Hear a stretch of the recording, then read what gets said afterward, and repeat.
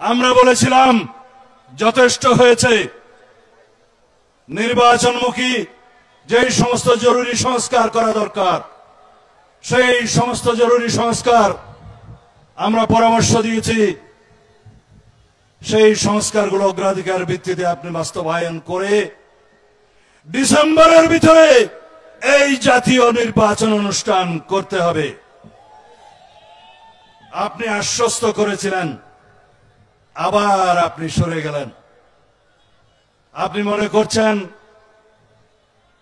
আপনাকে জনগণ অসীম ক্ষমতাশীল বানিয়েছে, বাংলাদেশের জনগণের প্রতিনিধিত্বকারী রাজনৈতিক দলসমূহের কোনো পরামর্শ আপনার মানার দরকার নাই।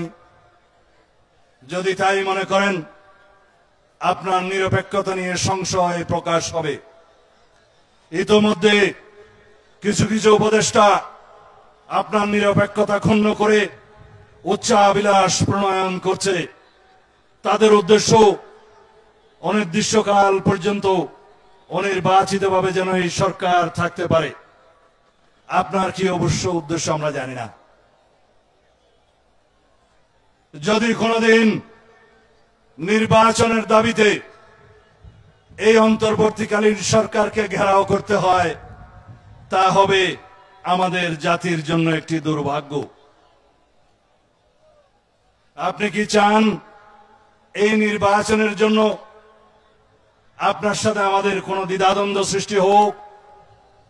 এদেশের জনগণ সংশয় প্রকাশ করুক, এদেশের জনগণ যমুনামুখী লং মার্চ করুক? হুঁশিয়ার করে দিতে চাই,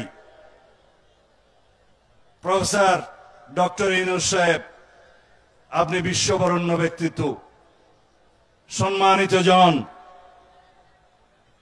আপনি সম্মানের সাথে বাংলাদেশে একটি অবাধ ও সুষ্ঠু নির্বাচন অনুষ্ঠানের আয়োজন করুন ডিসেম্বরের মধ্যে।